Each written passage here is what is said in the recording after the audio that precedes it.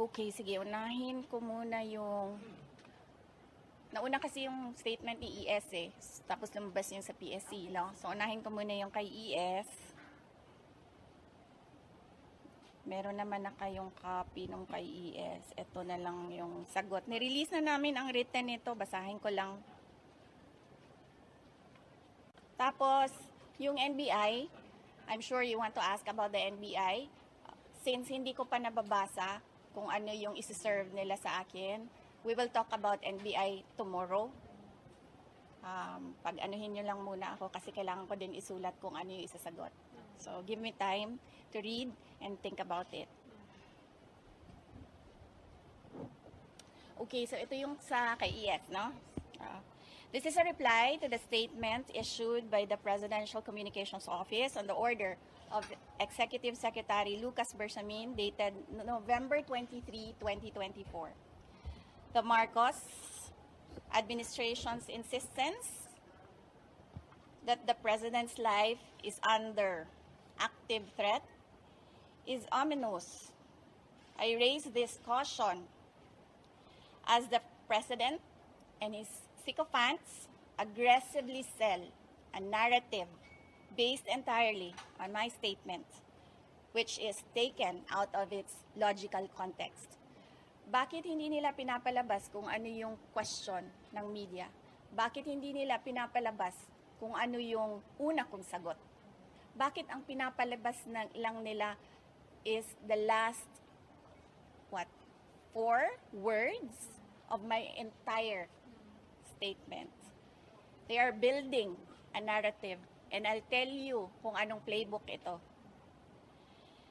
There is absolutely no flesh on the bone, and despite the absence of a reliable investigation, authorities were quick to consider this a national security concern.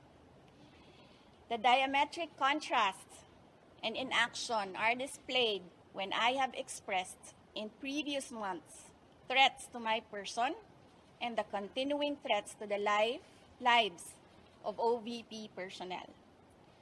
Tossing the word assassin. Pakicheck. May sinabi ba akong assassin doon? Wala. So nilalagay nila doon sa narrative nila, assassin. And nilalagay nila sa narrative nila, murder plot. Into this issue, tossing the word assassin into this issue makes things even more terrifying for our country. And especially because I never used that term during my recent consternation against the Marcos administration's failure to serve the Filipinos while it masterfully persecutes political enemies. Common sense should be enough for us to understand and accept that a supposed conditional act of revenge does not constitute to an active threat. This is a plan without a flesh.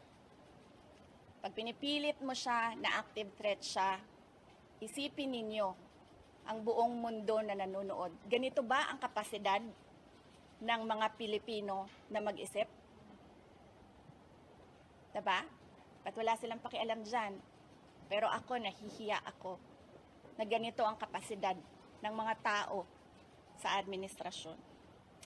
I am confident that an honest scrutiny would easily expose this narrative to be a farce, imagined, or nothing at all. So, may question kayo doon. You said you were taken out of context, and you also mentioned that they have a playbook. Yes. They're going by. Yes. So, can you explain to us that context, set it straight, Yes. and also explain to us that playbook that you're talking about? Okay, sige. So, the context is, what did I say? I was asked, do you know about the Roman...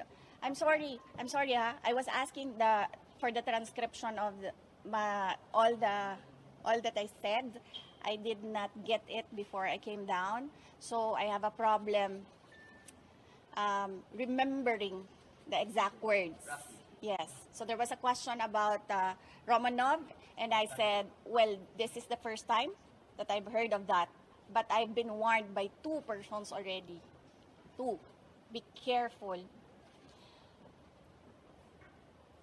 I forget now what the words were said, but I will review my notes and I will tell you what that one person said and how he said to be careful, and that one other person, what that other person said. So, tatlo na yon. One person warned me, another person warned me, and then I was asked during a press briefing by a media person if I know of these plans, if you can say the word, if that is the correct word to use here, plans. So I answered. I was asked Romanov, and then I answered.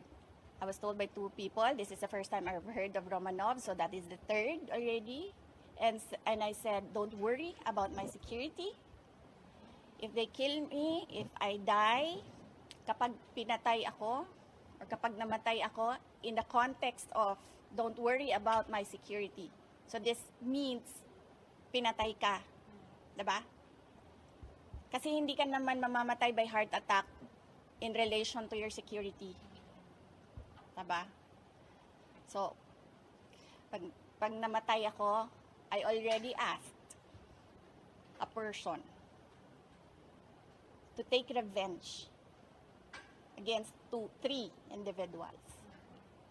So, my question now to the administration, is revenge from the grave a crime? So, but you already talked to a person Yes. to do that Yes. in the event that you get killed. Yes. Yes. So that much is clear. Yes. So I have to die first. They have to kill me first. They have to kill me first. So now they can't kill me anymore. Unless they want to die. And in the playbook that you were talking about. Yes, the playbook. The playbook. Remember, they are known for political persecution. They suppress and oppress opposition. And then somebody was assassinated on the airport tarmac. Diba? They oppress and suppress, and the people were getting angry, frustrated, and what did they do? They created a scenario that there is a national emergency. They,